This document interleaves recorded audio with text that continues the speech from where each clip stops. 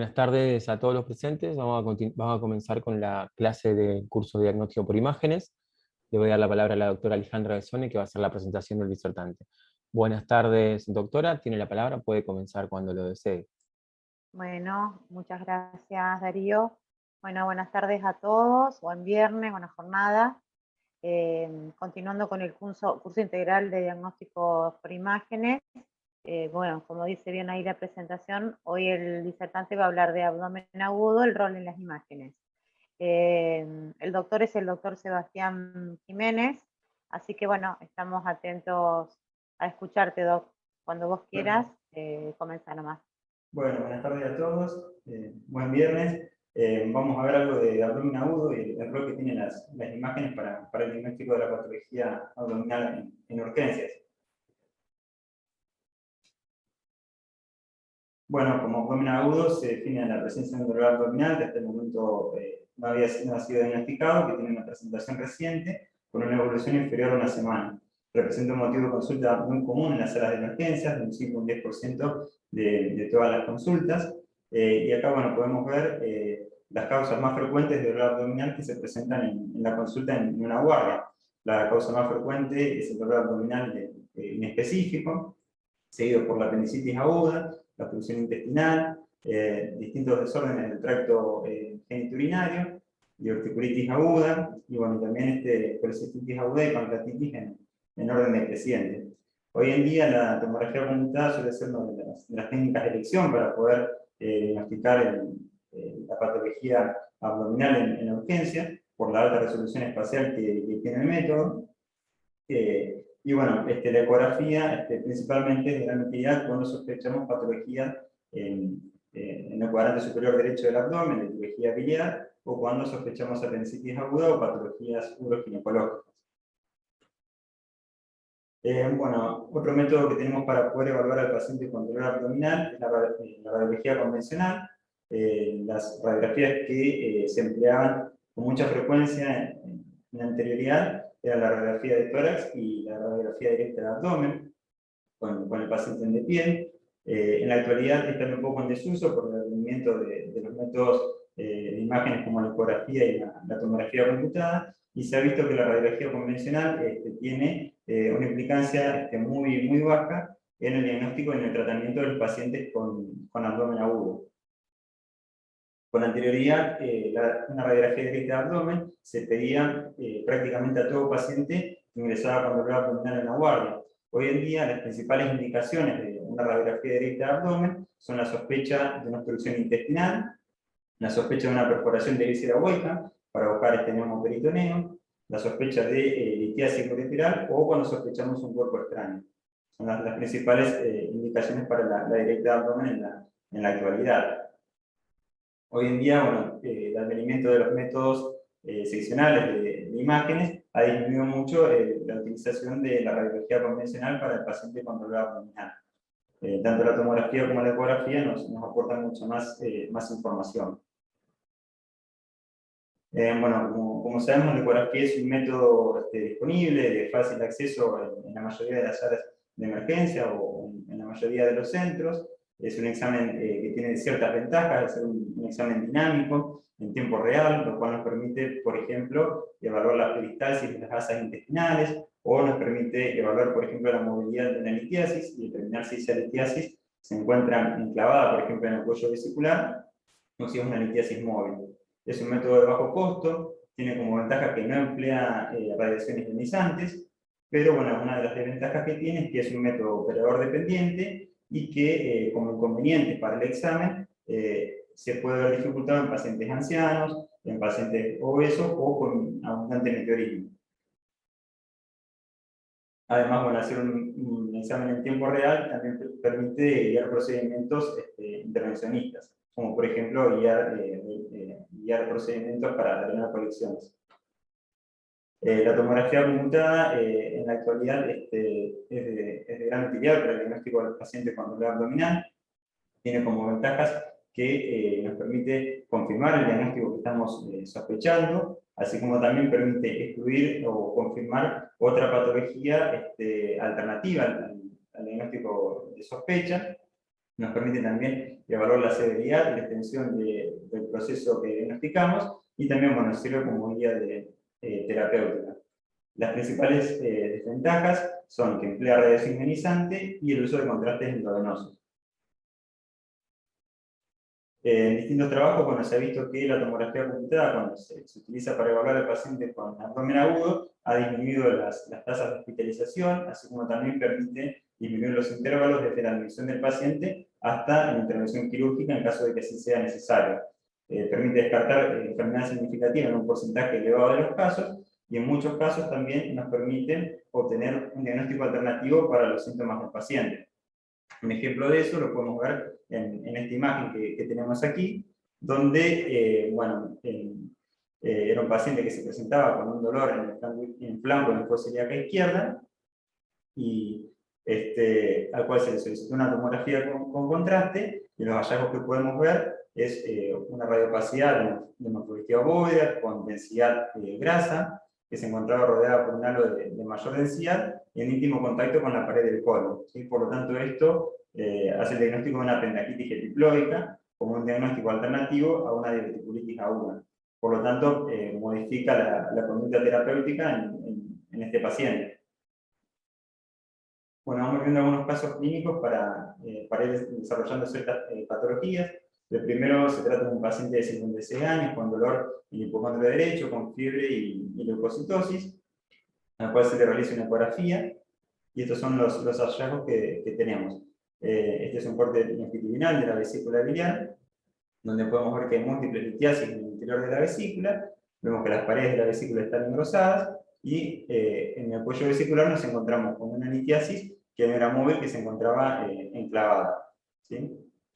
Acá podemos ver con un transductor lineal donde se identifica un notable engrosamiento de la pared vesicular y que no tenía Doppler al examen Doppler color. Bueno, el diagnóstico más probable con esos hallazgos es de una colecistitis aguda. Bueno, acá tenemos una tomografía también donde podemos ver los hallazgos de colecistitis aguda, donde vemos la vesícula distendida, con las paredes muy engrosadas, rodeadas por un halo hipodenso de edema parietal. Los mismos hallazgos lo podemos ver en una imagen coronal de tomografía computada, donde además se puede apreciar que hay un realce discontinuo de la mucosa de la vesícula. Cuando tenemos estos hallazgos, un realce discontinuo de la mucosa, nos indica un compromiso isquémico de la pared y hace el diagnóstico de una colecistitis gangrenosa. Además, se podía ver en la fosa vesicular que en la fase arterial había un incremento del realce con el contraste, lo cual indica un trastorno de la perfusión por los cambios inflamatorios que se extendían hacia la fosa vesicular. Dentro de los principales diagnósticos diferenciales del paciente que se presenta con dolor abdominal en el cuadrante superior derecho, tenemos el tromboembolismo pulmonar, las neumonías basales. A nivel hepático podemos tener cuadros de hepatitis, abscesos de localización intrahepática. Bueno, en cuanto a las vías biliares, los principales diagnósticos diferenciales son colangitis, litiasis intrahepática, en la vesícula biliar colecistitis aguda, como en este caso, y también podemos tener patología en el colon, por ejemplo una diverticulitis del colon transverso o del ángulo hepático del colon, que son poco frecuentes, lo mismo que una diverticulitis duodenal, o también podemos tener colitis segmentarias o apendicitis subhepáticas. Bueno, la colecistitis aguda se trata de un proceso inflamatorio de la vesícula biliar que se desarrolla como consecuencia, en la mayoría de los casos, de una litiasis que se enclava en el cuello vesicular con un conducto cístico, lo cual lleva a una extensión progresiva de la luz de la vesícula.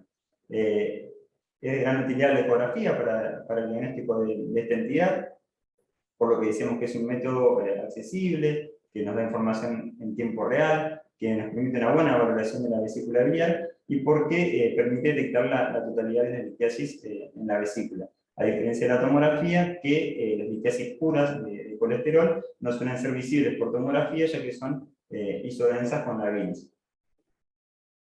Los principales hallazgos en colecistitis aguda son estos 4 signos: la presencia de un cálculo enclavado, no móvil, para lo cual es de gran utilidad que hagamos cambios posturales del paciente para determinar si esa litiasis se encuentra enclavada, el engrosamiento parietal mayor a 3 milímetros, que representa un signo no específico, ya que lo podemos identificar en otras causas que produzcan edema en la pared de la vesícula, como por ejemplo ascitis, hipoalbuminemia, insuficiencia cardíaca o hepatitis viral.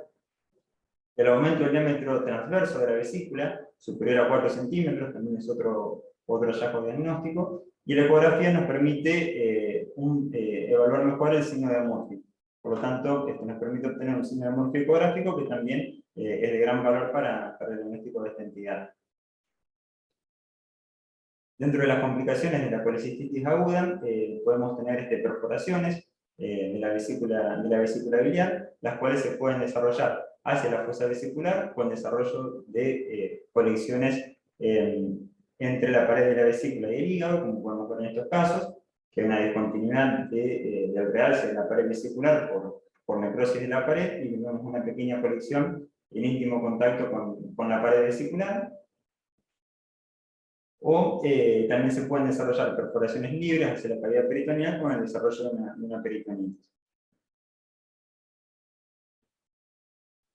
Bueno, acá vemos imágenes de una policistitis gangrenosa, donde vemos una tomografía computada con contraste, un corte coronal, donde se puede ver el realce discontinuo que presenta la pared de la vesícula, y las pequeñas colecciones entre la pared de la vesícula y el hígado.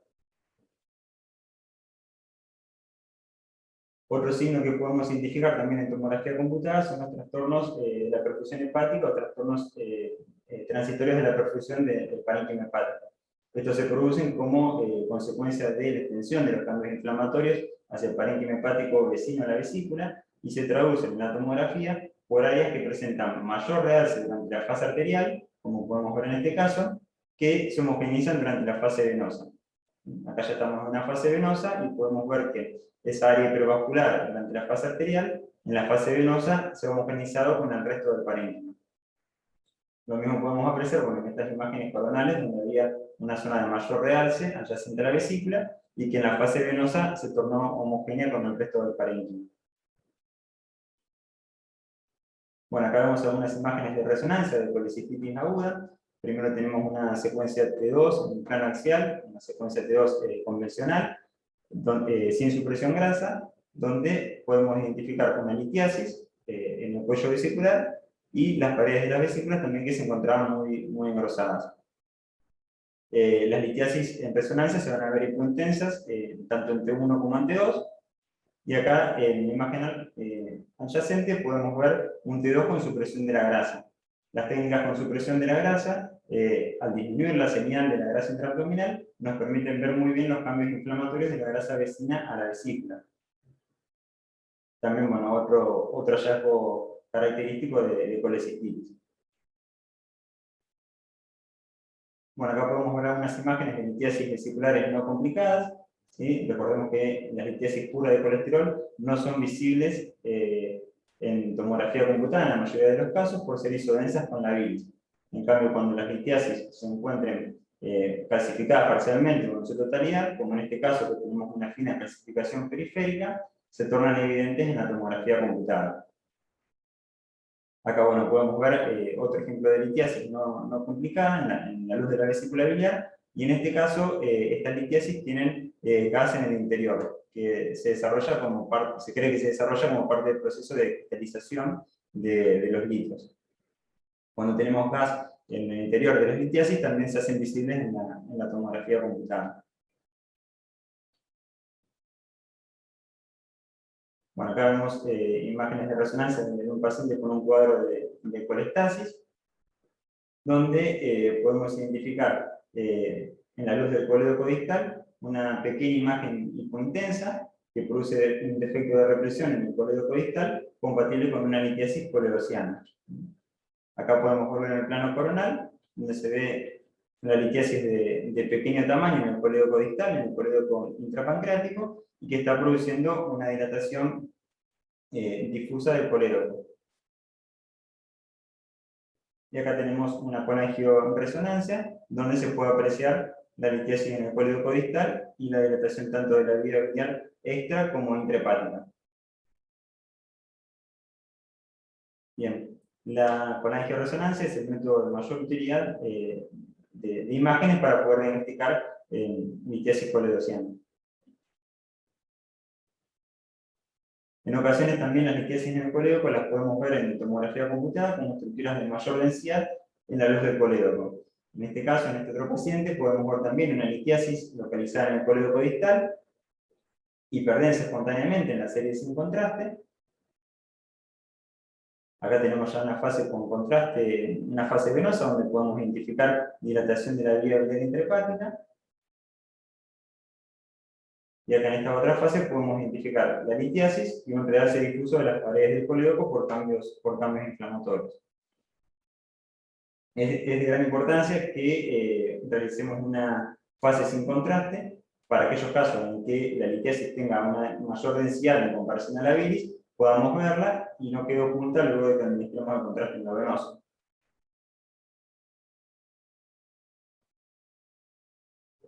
Bien, otra complicación que podemos tener en la vía biliar son las colectitis agudas obstructivas, que son consecuencias de una obstrucción del colédoco o de la vía biliar intrahepática, que puede ser producida por un cálculo o por un proceso neoformativo.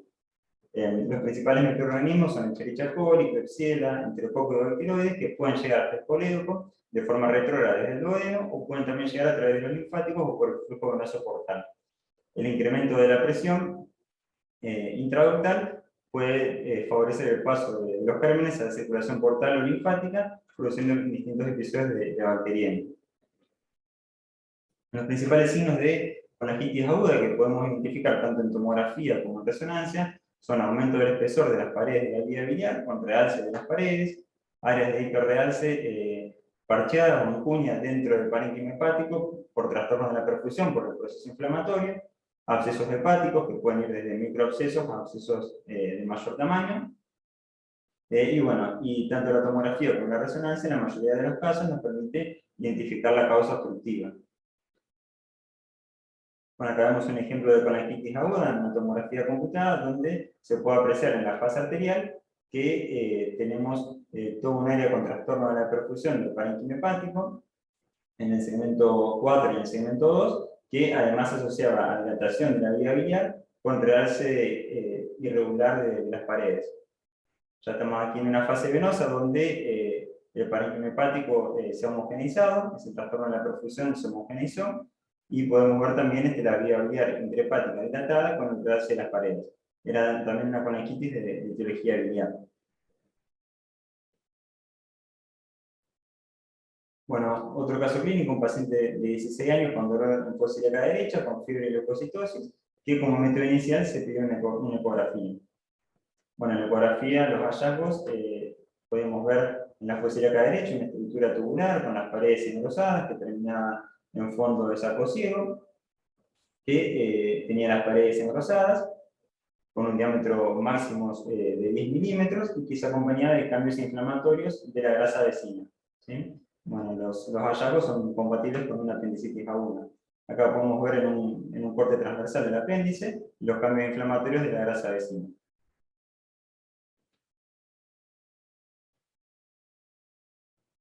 Bueno, las características del apéndice normal en ecografía consisten en una estructura tubular, ¿sí? Que se origina en el ciego por debajo de la última ciliar, tiene paredes finas, mide menos de 6 milímetros y es compresible durante la palpación ecográfica.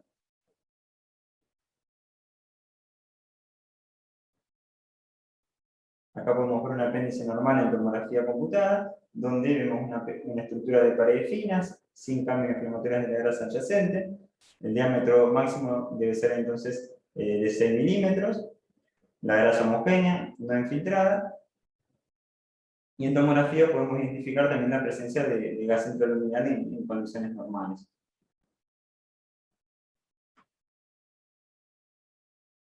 Los principales hallazgos diagnósticos de apendicitis aguda en ecografía son un aumento del diámetro transversal mayor a 6 milímetros y un apéndice no compresible, un espesor parietal mayor a 3 milímetros y los cambios inflamatorios en la grasa del mesopéndice, como podemos identificar. En ocasiones también podemos ver un apendicolito que se puede ver tanto en ecografía como por tomografía computada. Los principales hallazgos en tomografía computada son también un apéndice aumentado de tamaño, con un diámetro mayor a 6 milímetros, de paredes engrosadas, con cambios inflamatorios de la grasa periapendicular que se traducen por un aumento de la densidad de la misma, la presencia de líquido libre. Podemos identificar también abscesos, en ocasiones del apendicolito, y la presencia de ganglios reactivos. Cuando tenemos ausencia de realce parietal de la mucosa, nos indica la presencia de necrosis. En ocasiones, la ecografía puede verse limitada para el diagnóstico de apendicitis aguda, especialmente en apéndices de localización retrocecal, en donde el aire que esté en el ciego, en el colon ascendente, el meteorismo generado, nos dificulte la visualización del apéndice. También, en ocasiones, puede ser inferior al rédito diagnóstico de la ecografía en aquellos pacientes que tengan apéndices de localización alta o de localización subhepática. Acá podemos ver una tomografía de un paciente con un apéndice subhepático, que tenía también las paredes angulosadas y se acompañaba de cambios inflamatorios de la grasa periapendicular. Bueno, otro ejemplo de pacientes con apendicitis aguda, una tomografía también con contraste, donde vemos un apéndice de situación pelviana. Se puede ver dónde finaliza el apéndice, y en estas imágenes coronales podemos identificar el apendicolito en la región proximal del apéndice con densidad cálcica.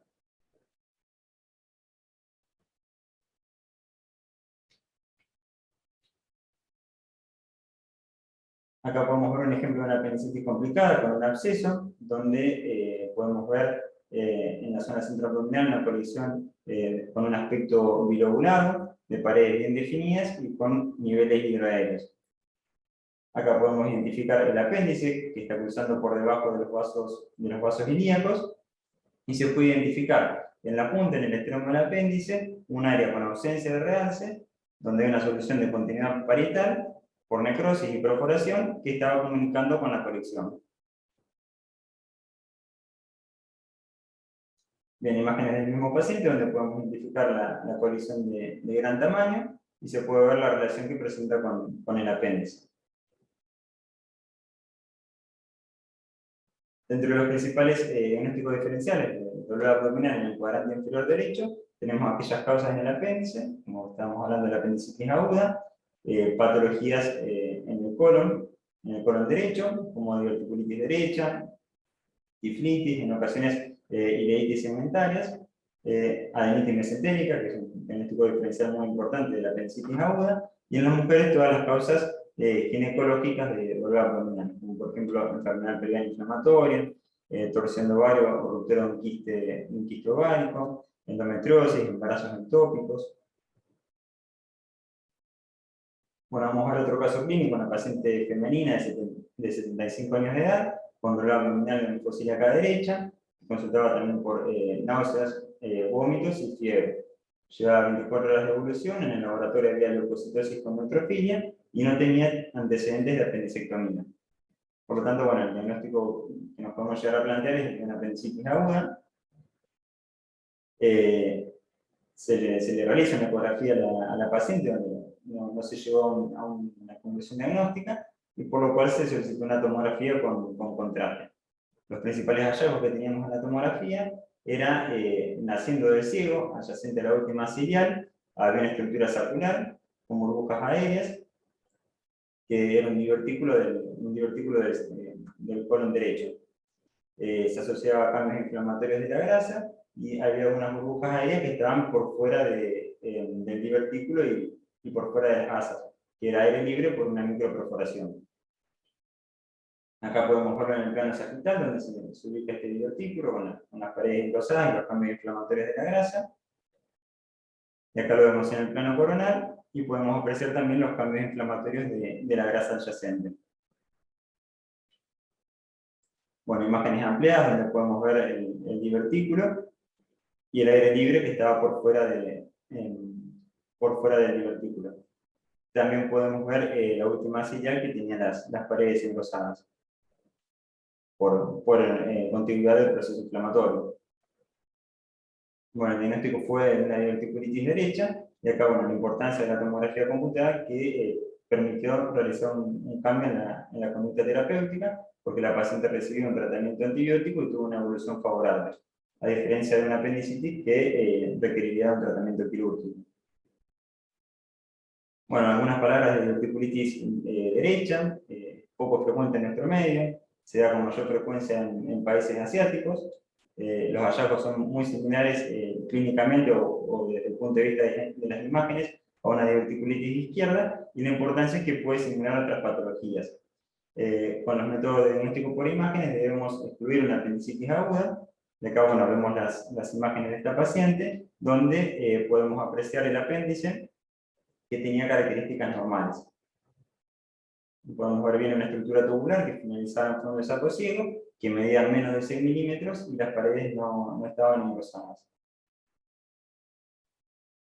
Bueno, dentro de las causas ginecológicas de dolor abdominal, vamos a hablar de la enfermedad pelviana inflamatoria, de la torsión de ovario y del embarazo ectópico.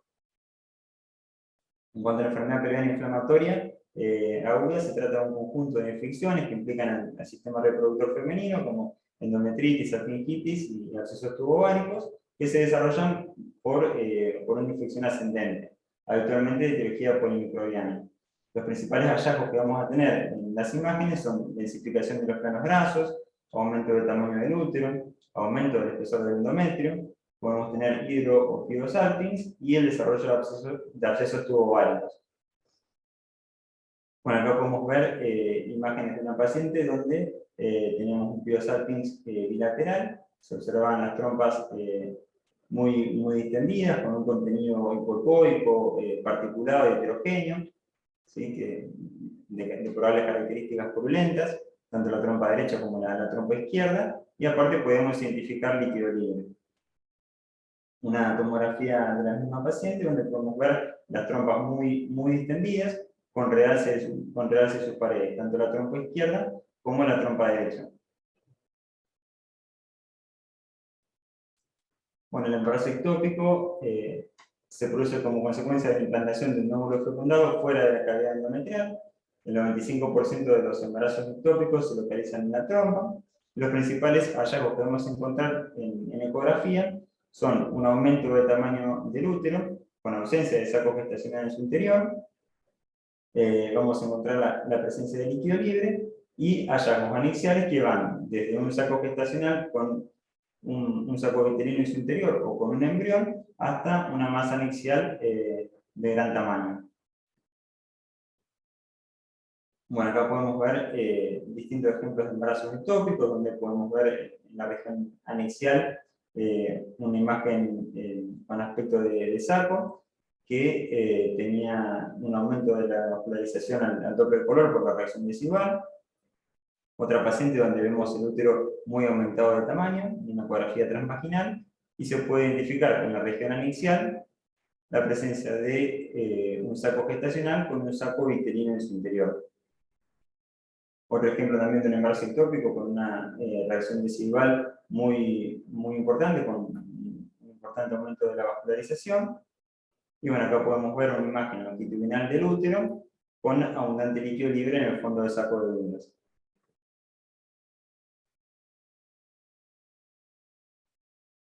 Bueno, algunas palabras de torsión ovárica. La torsión del ovario se produce por una rotación del ovario, de la trompa y de su pedículo vascular. ¿Sí? Los principales hallazgos que vamos a tener en imágenes son un ovario agrandado, con folículos desplazados periféricamente, con un parénquima heterogéneo, líquido libre, vamos a ver ausencia de flujo en la ecografía, Doppler color o ausencia real en la tomografía computada.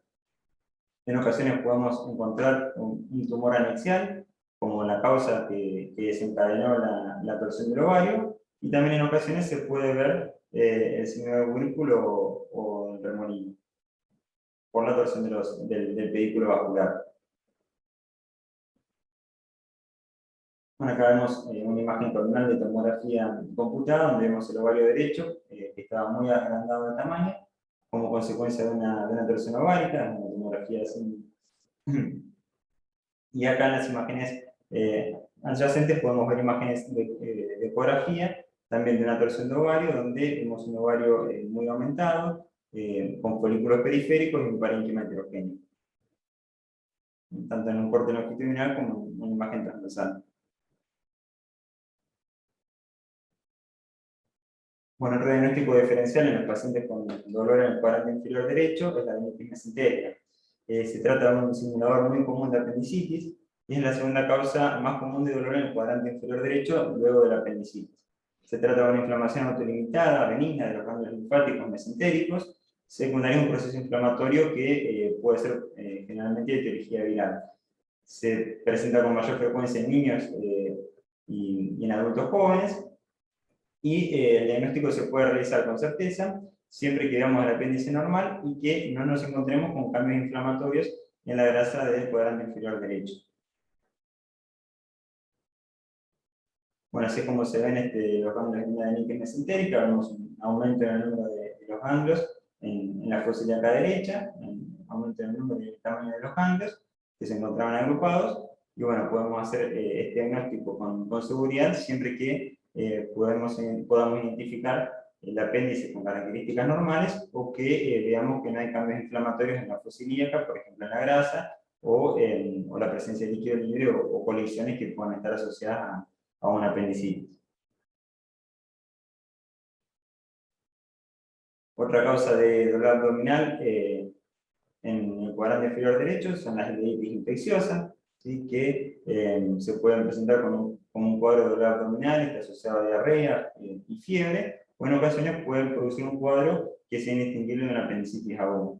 Los principales gérmenes implicados pueden ser Yersinia, Campylobacter o Salmonella, y es importante, bueno, que podamos identificar también el apéndice normal para descartar que no estemos frente a una apendicitis, ya que en la apendicitis también podemos tener cambios inflamatorios en el ciego y cambios inflamatorios de las últimas asas iliares por extensiones, por continuidad del proceso inflamatorio.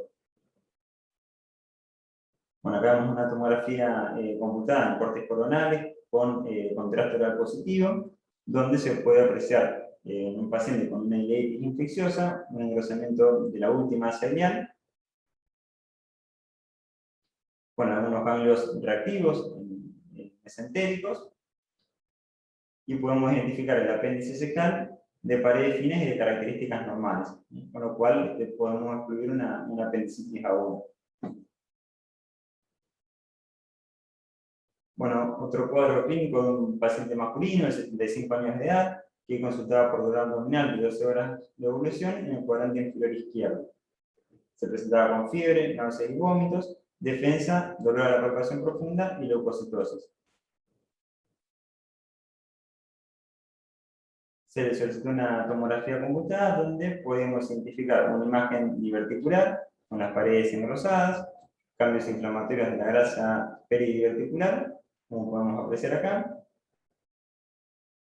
Y acá, bueno, tenemos la misma imagen en el plano coronal con los cambios inflamatorios en la grasa. El diagnóstico se trató de una diverticulitis aguda. Bueno, vemos otro ejemplo de una diverticulitis sigmoide, donde vemos un divertículo también con aumento del espesor de las paredes, asociado a cambios inflamatorios de la grasa peridiverticular. Otra imagen de un divertículo también con las paredes inflamadas y los cambios inflamatorios de la grasa.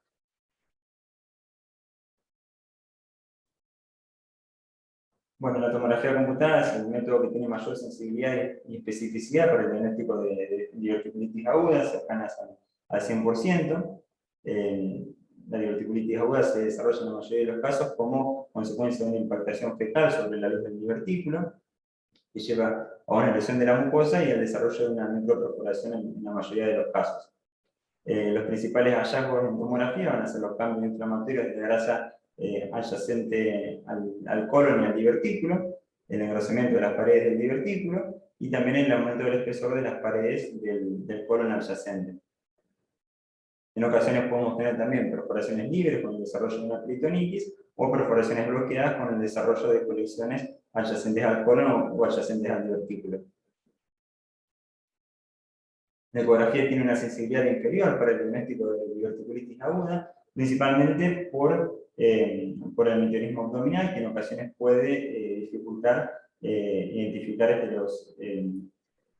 el divertículo o visualizar parte del colon. Los hallazgos en ecografía son similares a los que tenemos en tomografía. Vamos a ver un engrosamiento de la pared del colon, como podemos ver en este caso, los cambios inflamatorios de la grasa adyacente, como se puede ver acá, adyacente al divertículo. Y en ocasiones, bueno, podemos ver aire dentro de la luz del divertículo, que se va a presentar hiperecogénico con sombra acústica posterior.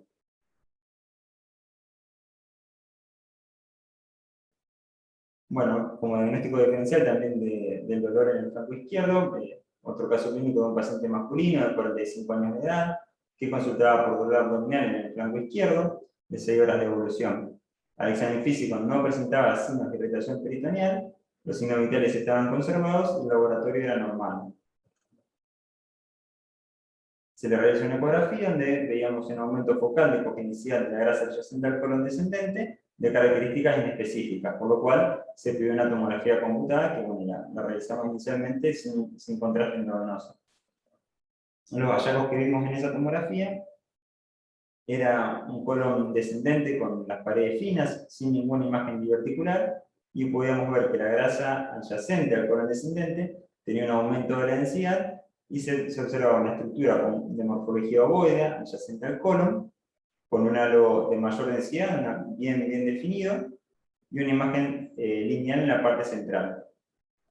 Acá podemos ver esa misma imagen en el plano sagital, y acá la vemos en el plano coronal, donde se ven bien los cambios inflamatorios adyacentes a la imagen. Bien, acá vemos los hallazgos ampliados, donde podemos ver que no hay cambios inflamatorios en la pared del colon descendente, y sí, bueno, podemos identificar esta estructura ovoide con densidad grasa, con una zona central de mayor densidad. Bien, el diagnóstico fue de una apendicitis epiploica. Se trata de un proceso inflamatorio por torsión o trombosis de un apéndice epiploico del colon que se presenta con mayor frecuencia en el colon sigmoides. Se da con mayor frecuencia entre la segunda y quinta década de la vida, es más frecuente en mujeres, y la importancia radica en que puede simular otras causas de dolor abdominal agudo, principalmente una diverticulitis aguda. La diferencia es que el tratamiento en la apendicitis epiploica suele ser conservador, solamente con analgésicos, y tiene una buena evolución. Los hallazgos de apendicitis epiploica en ecografía son una formación ovoidea, como podemos ver en este caso, ecogénica de aproximadamente 2 a 4 centímetros en las proximidades del colon, y los cambios inflamatorios de la grasa adyacente. Y en tomografía se presenta como una formación ovoidea con densidad grasa, con un halo de mayor densidad periférico y una línea densa central. Esta línea densa central se cree que se debe a la vena del apéndice epiploico que se encuentra trombosada. Y también, bueno, se va a asociar a los cambios inflamatorios de la grasa adyacente, como podemos ver. Entonces, entre las principales causas de diagnóstico diferencial del cuadrante inferior izquierdo, tenemos patología crónica como diverticulitis, apendicitis epiploica o colitis cuando comprometen el colon izquierdo. Y dentro de las causas ginecológicas, las que mencionamos anteriormente, como epía, torsión de ovario, ruptura del quisto ovárico, embarazo ectópico, etc. Bueno, vamos a ver un último caso de un paciente con dolor epigástrico postprandial, con náuseas y vómitos y con valores muy elevados de amilacemia. Bueno, estos son los hallazgos de la tomografía computada, una tomografía con contraste, donde podemos identificar abundante líquido peripancreático y en el espacio pararrenal anterior izquierdo, con un realce heterogéneo del páncreas, donde vemos zonas con ausencia de realce del páncreas izquierdo, y también en la cabeza del páncreas vemos que hay ausencia de la captación del contraste, lo cual, bueno, hace el diagnóstico de una pancreatitis necrotizante. Dentro de los principales diagnósticos diferenciales para el dolor epigástrico, bueno, tenemos pancreatitis aguda, ruptura de un aneurisma abdominal, una disección aórtica, o causas gástricas, como puede ser una perforación de una úlcera gástrica o una úlcera duodenal. Bueno, algunas palabras de pancreatitis aguda. En nuestro medio, la causa más frecuente de pancreatitis suele ser la causa biliar, una litiasis que migra a través de la vía biliar y se impacta a nivel distal y lleva a una elevación intraductal en el páncreas, con el consecuente desarrollo y liberación de las enzimas pancreáticas.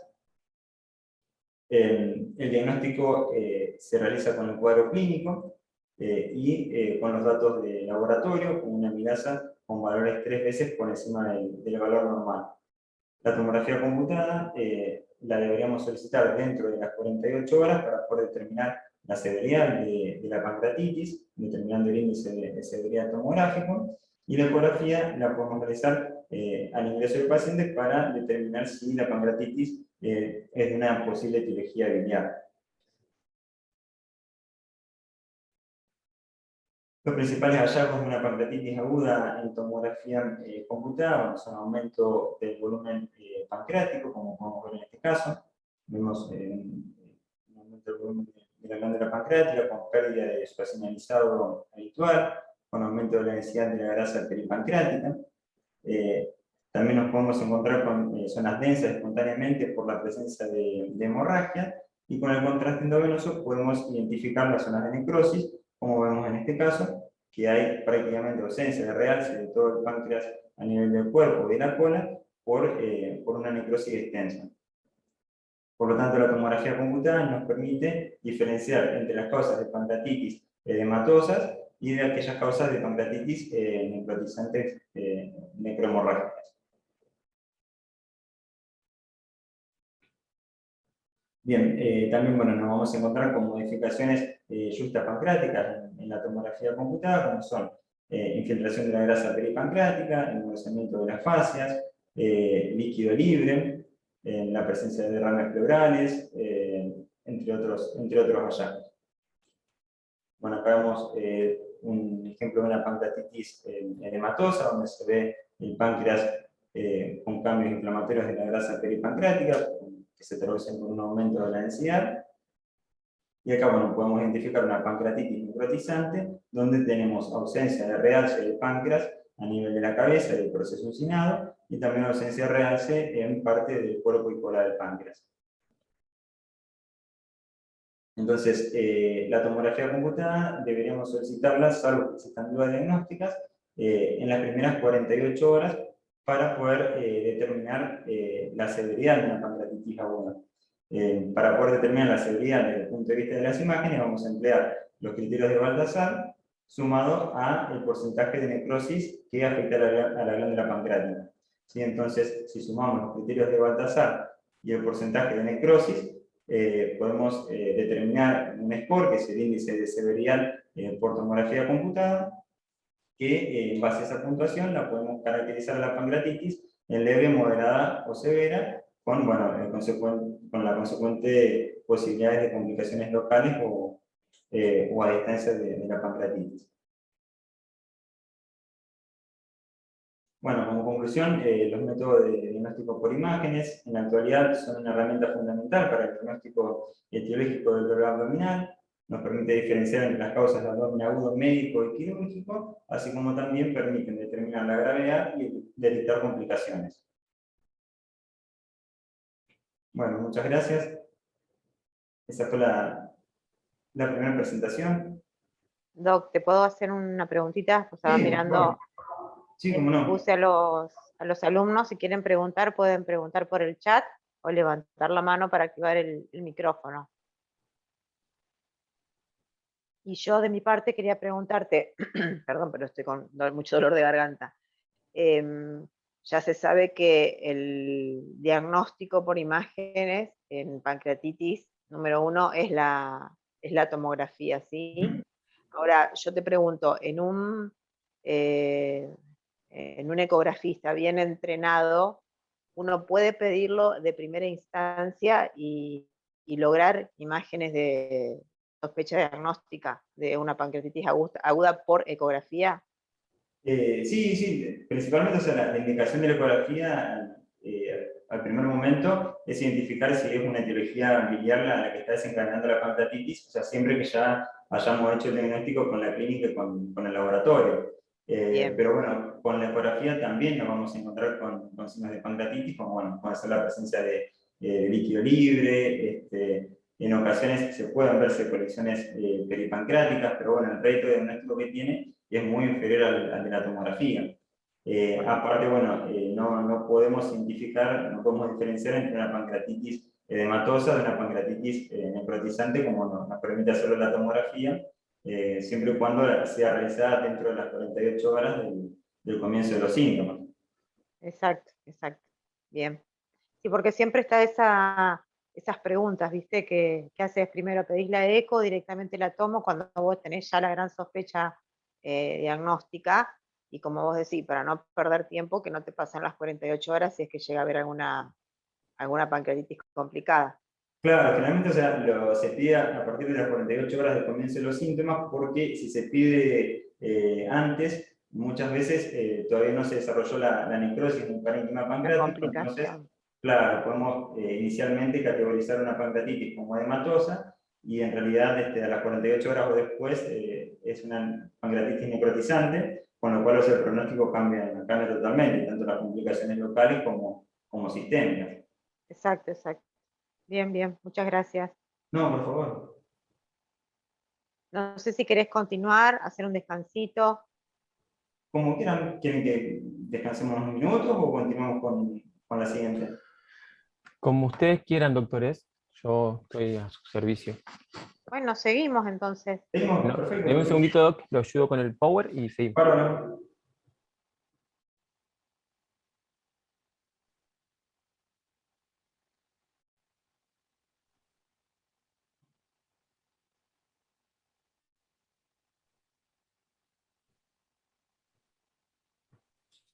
¿Se me escucha? ¿Sí habla? ¿Puedo hablar?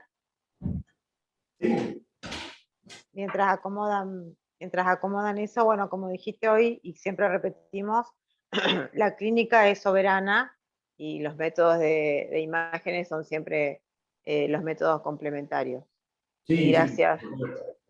gracias a estos tiempos que corren tenemos alta tecnología. No todos tenemos el acceso, pero la clínica es siempre la que nos hace hacer la gran sospecha diagnóstica y después nos valemos de los métodos complementarios. No tenemos que perder ese eje. Sí, por supuesto.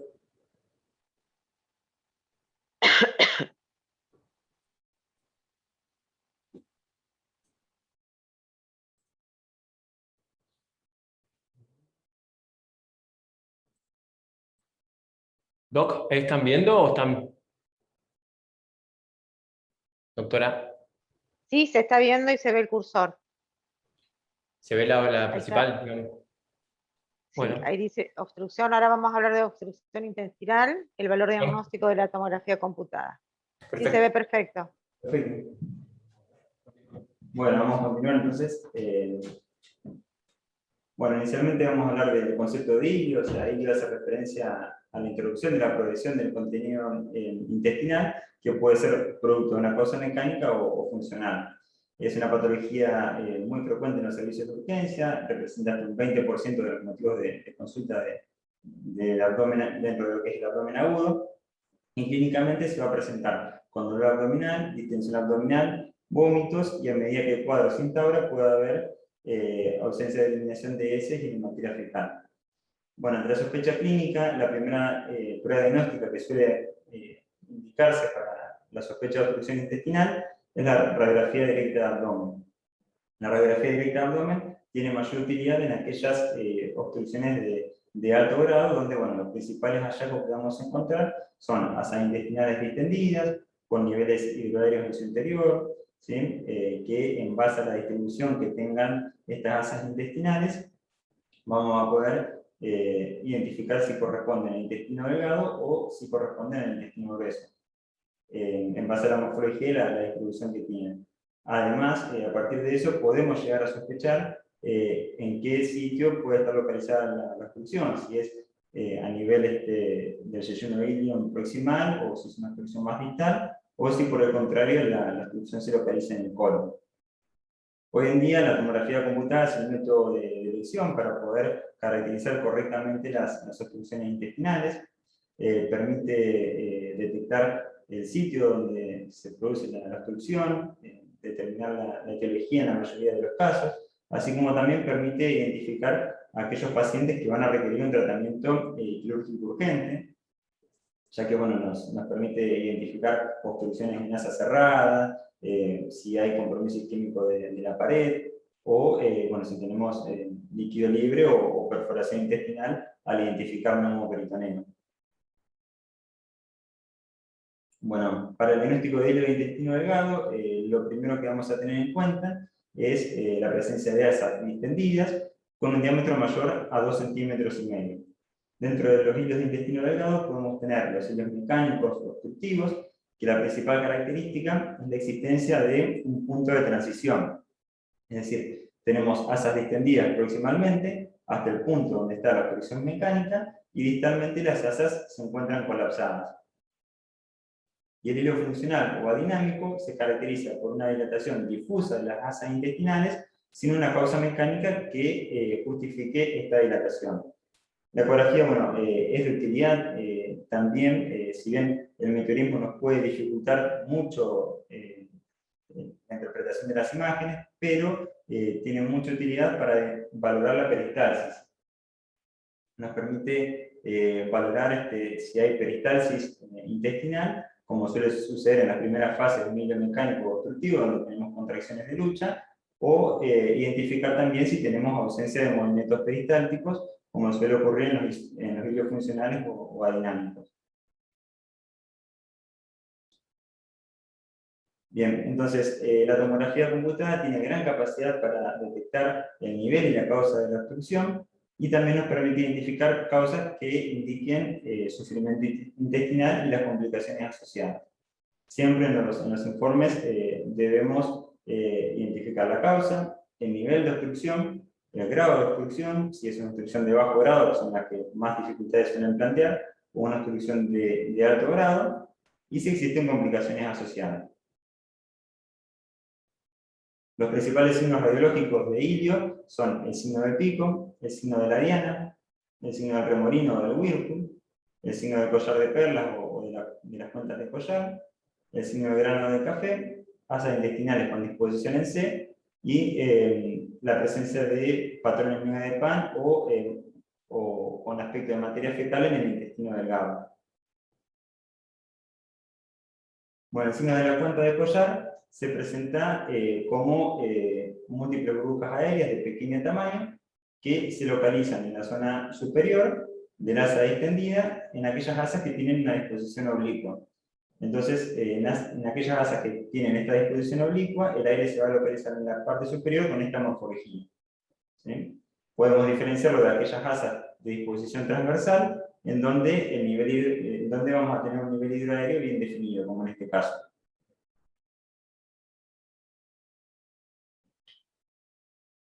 Bueno, el signo del pico hace referencia a un cambio abrupto en el calibre de las asas intestinales que nos indica el nivel exacto de la obstrucción.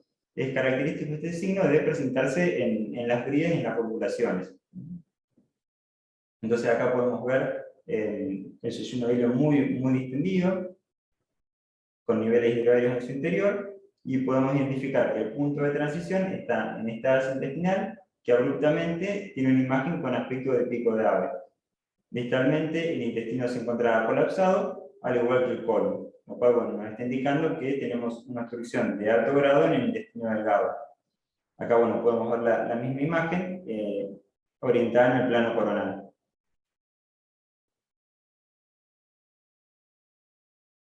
El signo de la diana se puede presentar principalmente por dos causas: cuando tenemos edema submucoso en la pared, por un proceso inflamatorio, que tenemos una estratificación de las paredes, como en este caso, donde podemos identificar el edema submucoso hipodenso y el realce difuso de la mucosa, o también se puede presentar en la invaginación intestinal, como en este caso. Como una asa se introduce telescópicamente dentro de otra asa, vamos a ver una imagen en diana o una escarapela, como consecuencia de la superposición de las paredes intestinales, y en la zona central vamos a ver el mesenterio con vasos y con ganglios linfáticos. El signo de grano de café ha sido descrito en el vólvulo de colon sigmoides y bueno, se caracteriza por una asa muy distendida, que converge hacia el mismo punto donde se encuentra la obstrucción. Entonces, bueno, tiene una morfología en grano de café. El signo de remolino, que bueno, se describe principalmente en el górgulo de intestino medio, se caracteriza por asas intestinales y venas mesentéricas que se torsionan en torno a la arteria mesentérica superior. Y nos da entonces esta imagen con aspecto en remolino. Se puede ver tanto en ecografía como en tomografía computada. El patrón de miga de pan en el intestino delgado se ve también generalmente en las obstrucciones de alto grado y se produce como consecuencia de la éstasis y de la falta de progresión del contenido intestinal. O sea, se observa un aspecto moteado dentro de la luz del intestino delgado, como podemos ver en este caso, con múltiples burbujas aéreas y un aspecto particulado, y generalmente este patrón se localiza muy próximo al sitio donde está la obstrucción. Bueno, después tenemos las asas intestinales con disposición en C, que es muy característico de las obstrucciones en asas cerradas, cuando tenemos un asa que se obstruye en dos puntos contiguos, por ejemplo, por una brida, o se puede presentar también en asas intestinales que se introducen a través de un orificio herniario y dan lugar entonces a una obstrucción en asa cerrada. O sea, la principal importancia de ver esta imagen radica en que, primero, es una obstrucción de alto grado, en donde el intestino está ocluido en dos puntos, y como no hay pasaje ni salida de contenido intestinal, continúa la secreción endoluminal, y el asa se extiende cada vez más, con aumento de su peso y riesgo de que haya una volvulación con compromiso isquémico del intestino. Por lo tanto, observar una imagen con estas características, tanto en ecografía como en tomografía computada en un paciente con una obstrucción intestinal, es una indicación quirúrgica urgente. Entonces, bueno, la tomografía computada tiene gran sensibilidad para poder identificar las obstrucciones en asa cerrada. Acá podemos ver, bueno, dos ejemplos en este esquema, por ejemplo, como podría ocurrir en el pasaje del contenido intestinal de un asa a través de un orificio herniario. Podemos ver que el intestino va a estar ocluido en estos dos puntos. Y en caso de un vólvulo, podemos ver también, o sea, un nudo de torsión en la región proximal, donde bueno, vamos a ver el signo de pico, y vamos a tener también entonces el compromiso isquémico del asa cerrada. Bueno, entre las principales causas de hilo mecánico u obstructivo, tenemos aquellas causas que se encuentran por fuera de la pared del intestino, como pueden ser las bridas o las adherencias. Tenemos también las hernias o los vólvulos, y dentro de las causas parietales podemos tener causas neoplásicas o causas inflamatorias como la enfermedad de Crohn o la enteritis actínica. También podemos tener causas endoluminales como pueden ser la litiasis en el hilo biliar o la presencia de cuerpos extraños como los pezoares. Bueno, las bridas o adherencias representan la causa más frecuente de obstrucción del intestino delgado. Las bridas son tractos fibrosos del peritoneo que pueden ocluir a las asas intestinales, y en el 95% se desarrollan como consecuencia de un procedimiento quirúrgico previo o de cambios inflamatorios del peritoneo. Y las adherencias corresponden a tejido fibrocicatrizal que unen dos o más órganos entre sí o con la pared abdominal. Son más frecuentes en la fosa ilíaca derecha, generalmente adyacente al área quirúrgica luego de cuadros apendiculares, como secuela de los cuadros apendiculares y del tratamiento quirúrgico. Entonces, en el hilo mecánico secundario brida, los hallazgos que vamos a tener, dijimos que era un punto de transición abrupto, con esa imagen en signo de pico. Si bien la brida no suele identificarse en la tomografía computada, es importante que veamos que en esta transición abrupta no tenemos cambios inflamatorios ni tampoco un proceso expansivo que nos haga sospechar otras causas de obstrucción intestinal. Por lo tanto, nos permite hacer el diagnóstico de una probable brida. Acá vemos otro paciente también con un milio mecánico secundario en la brida, donde podemos ver el intestino que está ocluido también con un punto de transición abrupta. Vemos todo el intestino proximal muy distendido, con el signo de las cuentas de collar, niveles hidroaéreos, y acá vemos entonces el punto de obstrucción. Podemos ver que distalmente el ilion se encontraba colapsado, lo mismo que el colon ascendente, lo cual también nos está indicando que es una obstrucción de alto grado.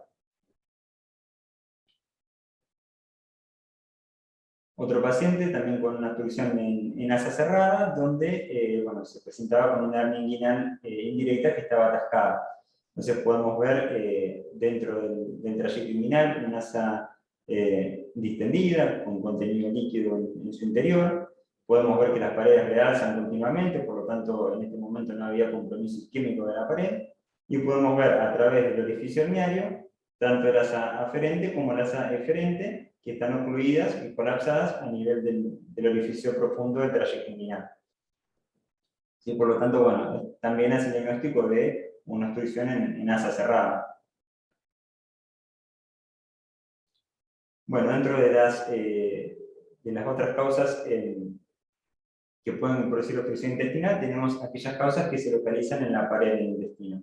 Las neoplasias constituyen la primera causa de obstrucción del intestino grueso y son menos frecuentes en el intestino delgado. Siempre que estemos frente a un cuadro obstructivo neoplásico, debemos valorar la infiltración local y la presencia de enfermedad metastásica a distancia. Otras causas de obstrucción intestinal que se localizan en la pared del intestino son las enfermedades inflamatorias, como puede ser la enfermedad de Crohn, y en el colon, la diverticulitis es la primera causa de obstrucción de etiología inflamatoria, la enfermedad diverticular. También otra causa de obstrucción intestinal pueden ser las endolitis actínicas, donde vamos a tener una estenosis irregular de las asas que han sido expuestas al campo de radioterapia, generalmente en la pelvis, y suelen presentarse posteriormente al año de la terapia radiante que haya recibido el paciente. Bueno, acá podemos ver un tumor del colon sigmoides que produce una obstrucción del colon con una válvula ileocecal continente. Se puede ver que hay un engrosamiento parietal circunferencial del colon descendente, sin estratificación de las paredes, lo cual habla a favor de un proceso neoformativo. Generalmente cuando los procesos son tumorales, la estenosis suele ser corta, y cuando las estenosis son inflamatorias, por ejemplo, por la enfermedad diverticular, suelen ser de mayor extensión y con un comienzo progresivo. Podemos identificar el colon muy distendido, con una distensión muy importante del ciego, y también si la válvula ileocecal es continente, estamos frente a una obstrucción en asa cerrada del marco corónico con el riesgo de perforación del ciego que podemos tener.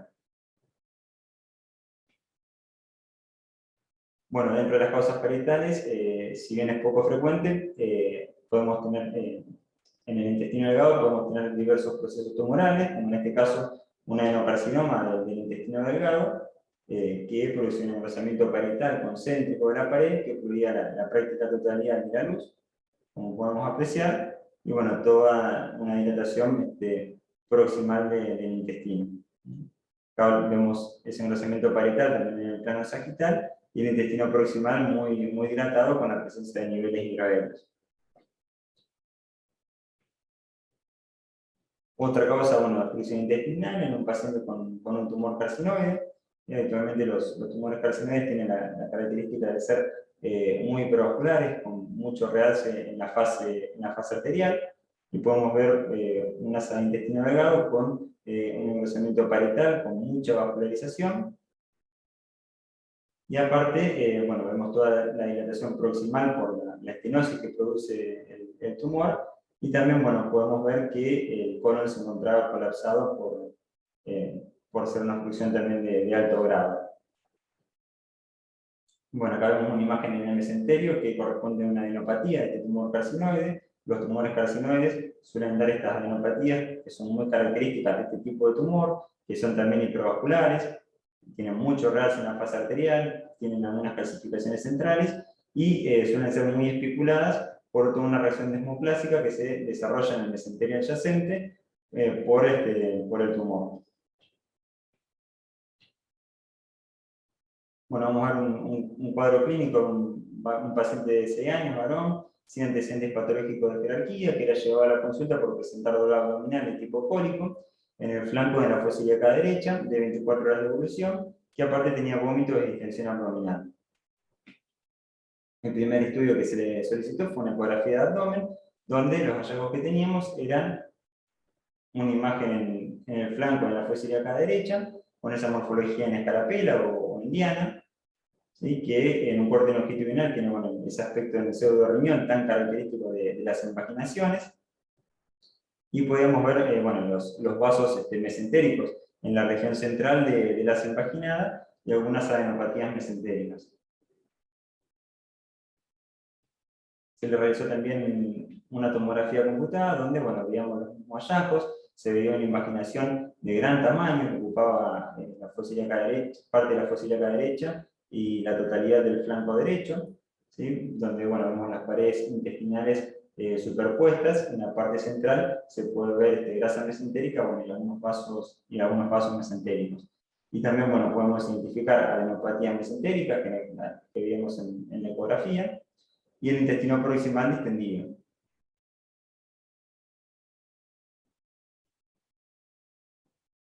Bueno, el diagnóstico postquirúrgico fue una invaginación ileocólica secundaria a un linfoma de Burkitt.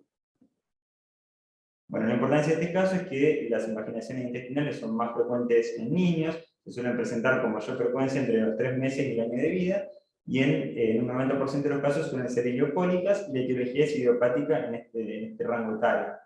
En aquellos niños mayores de 3 años siempre debemos sospechar causas secundarias de invaginación, como ser neoplasias, divertículo de Meckel, quistes de duplicación intestinal, apendicitis, entre otras causas que actúan como cabeza de invaginación.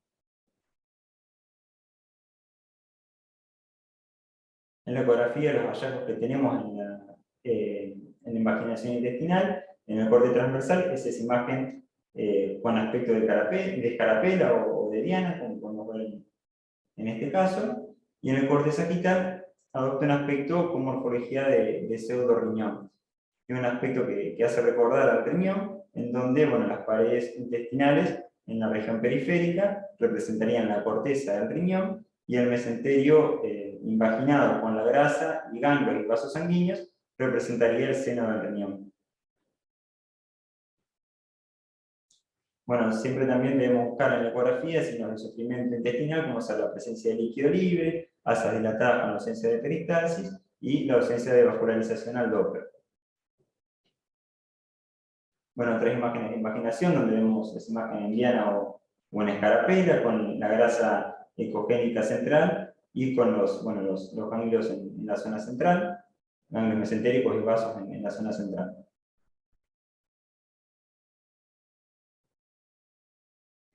En los adultos las invaginaciones suelen ser menos frecuentes y cuando se presentan suelen ser secundarias a un tumor que actúa como cabeza de invaginación. En este caso vemos una invaginación ileoileal que se presentó en un paciente que tenía un lipoma. Podemos ver una masa con densidad grasa, que la densidad que tiene esta masa es comparable a la densidad de la grasa intraabdominal o a la del tejido celular subcutáneo. Por lo tanto, con la tomografía podemos hacer el diagnóstico de un lipoma intestinal y podemos ver la invaginación producida por el tumor.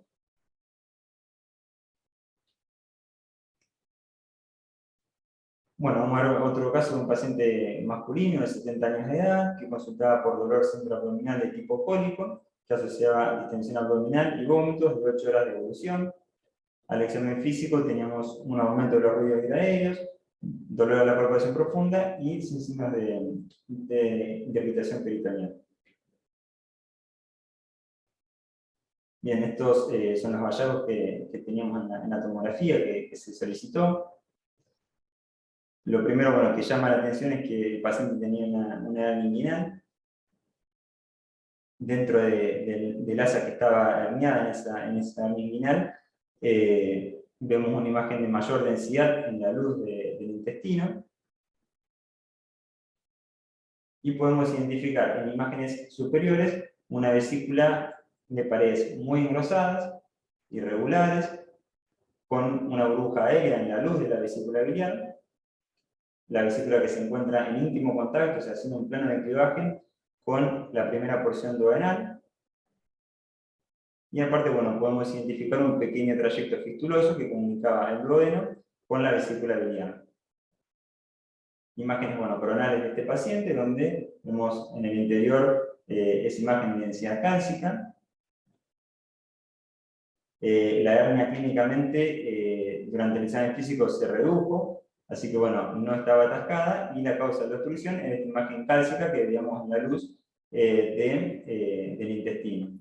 Que bueno, con estos hallazgos, la presencia de aerobilia, la presencia de dilatación intestinal y una macrolitiasis en la luz intestinal, hicimos el diagnóstico de un hilio biliar. Acá bueno, podemos ver una imagen ampliada donde vemos la vesícula con esas paredes engrosadas, con ese aspecto bien esclerotrófico, con una colecistitis crónica, y podemos identificar el trayecto fistuloso que comunicaba la primera porción del duodeno con la vesícula. Bueno, fue un caso que nos pareció interesante y en su momento lo presentamos en la revista chilena de radiología. Y acá bueno, tenemos las imágenes quirúrgicas donde veíamos la litiasis dentro del intestino, cuando se realizó la disección, y bueno, cuando se trajo la macrolitiasis. Bueno, es importante en el hilio biliar considerar lo que veíamos recién, que se llama triada de Rigler, que consiste en la presencia de aerobilia, obstrucción intestinal y bueno, una litiasis ectópica que está localizada en la luz del intestino. Otro ejemplo también de hilio biliar también que nos tocó ver, en este caso la fístula entre la primera porción del duodeno y la vesícula es más notoria, se puede identificar mejor esa solución de continuidad y tenemos una mayor cantidad de aire dentro de la vesícula biliar. Nuevamente la vesícula es una vesícula con paredes patológicas, engrosadas, irregulares, con aspecto esclerotrófico, y podemos identificar el intestino delgado muy distendido con una litiasis cálcica en el interior del intestino, de la luz intestinal. Distalmente podemos ver las asas intestinales colapsadas, al igual que el colon ascendente que estaba colapsado, lo cual indica una obstrucción de alto grado.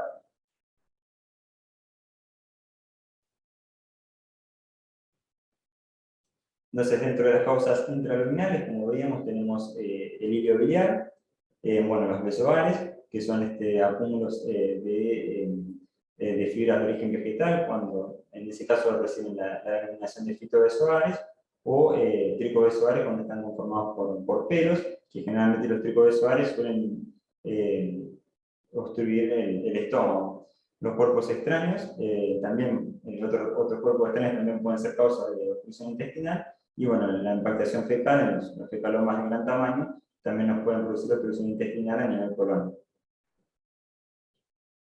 Bueno, vamos a ver otro caso clínico de una paciente femenina de 75 años de edad, con antecedentes de diabetes, hipertensión arterial y fibrilación auricular, que consultaba por un dolor abdominal de 24 horas de evolución, que comenzó siendo difuso y de tipo cólico, y luego se tornó continuo y de localización centroabdominal. Al examen físico, bueno, tenemos defensa y despegue centroabdominal, con alteración de los signos vitales, con taquicardia, con hipotensión y bueno, con fiebre. Y en la radiografía de abdomen, que se había hecho al ingreso, podemos ver la presencia de niveles intraaéreos del intestino delgado y en el colon derecho. En el laboratorio había leucocitosis con 20.000 leucocitos. Y bueno, el siguiente estudio que se solicitó fue una tomografía con contraste endovenoso. Arriba tenemos la serie sin contraste, donde bueno, podemos ver asas intestinales distendidas con niveles hidroaéreos en su interior. Y después tenemos una fase arterial. Fíjense que el contraste está completamente en la aorta, y lo que podemos identificar anteriormente es la arteria mesentérica superior.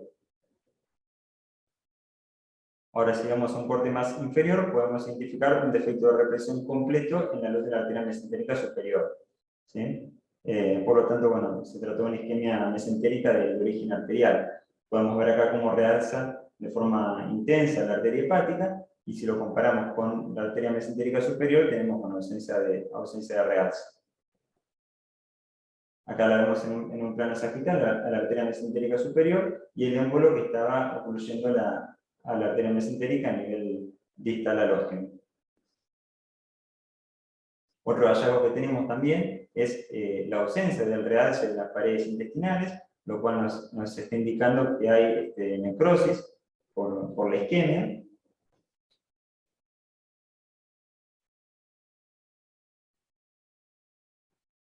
Acá tenemos una reconstrucción 3D donde podemos identificar cómo el flujo se amputa y distalmente tenemos ausencia de flujo.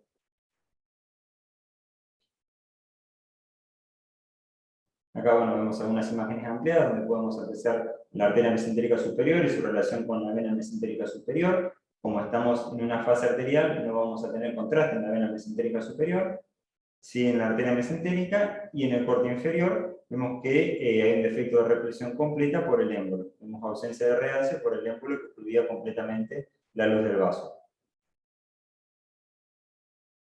Acá lo apreciamos en el plano coronal, como hay ausencia de flujo distal. Y acá, bueno, podemos ver a nivel proximal, también en el plano coronal, el émbolo que estaba ocluyendo completamente a la arteria. Entonces, bueno, el diagnóstico fue una isquemia mesentérica de origen arterial por un émbolo. Algunas palabras de isquemia mesentérica arterial: es una urgencia vascular con elevada mortalidad, donde bueno, la ecografía tiene un papel limitado por el vídeo que tienen estos pacientes. Los principales hallazgos que podemos identificar son asas distendidas o la presencia de líquido libre. Y el método diagnóstico por excelencia es la angiotomografía, como digamos en ese caso. Fíjense que la sensibilidad y la especificidad es muy elevada y permite bueno, confirmar el diagnóstico y determinar la gravedad y la extensión del proceso. Por lo general, cuando la isquemia mesentérica se desarrolla por impactación de un émbolo, suele afectar a las regiones más distales de la arteria, y cuando se produce como complicación de la placa de ateroma, suele afectar a la región proximal de la arteria, próximo al ósteo. Bueno, los hallazgos en tomografía computada son un defecto de represión de la arteria mesentérica superior con ausencia de flujo distal, un hilo intestinal difuso que tiene las características de ser justamente un hilo adinámico, donde vamos a tener ausencia de peristalsis y donde, a diferencia de un hilo mecánico, no vamos a encontrar un punto de transición, un punto obstructivo en el intestino. Líquido libre, intraabdominal, que por lo general se trata de un hemoperitoneo, va a tener una densidad elevada en la tomografía, y bueno, la ausencia de realce de las paredes intestinales quieren estar indicando la presencia de necrosis, y también podemos tener neumatosis intestinal y neumatosis portal en los casos más avanzados. Este es otro paciente en una tomografía en la serie sin contraste, donde vemos que hay aire dentro de la vena porta. Y podemos identificar también aire dentro de las ramas de la porta intrahepática. Bueno, dentro de las causas de hilo funcional o adinámico, podemos tener cirugías, causas intraabdominales, como ser una cirugía abdominal, de esquema intestinal, o el hilo funcional que se desarrolla por una peritonitis, y dentro de las causas extraabdominales, principalmente trastornos hidroelectrolíticos, hipotiroidismo, fármacos o lesiones de la médula espinal.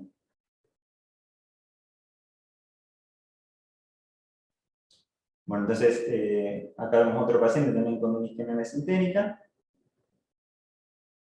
donde bueno, podemos ver la arteria mesentérica superior también con un defecto de represión extenso, como se puede ver tanto en el plano axial como en el plano sagital, y vemos también ausencia de realce del hilo distal y del ciego.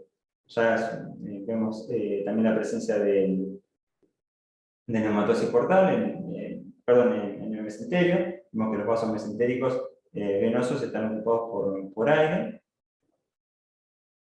lo cual bueno, produce un compromiso de gravedad. Bueno, otro caso de helio funcional, en este caso debido a una enfermedad perineal inflamatoria aguda, donde bueno, tenemos dilatación difusa de las asas intestinales, y vemos extensos cambios inflamatorios en la pelvis con abundante líquido libre.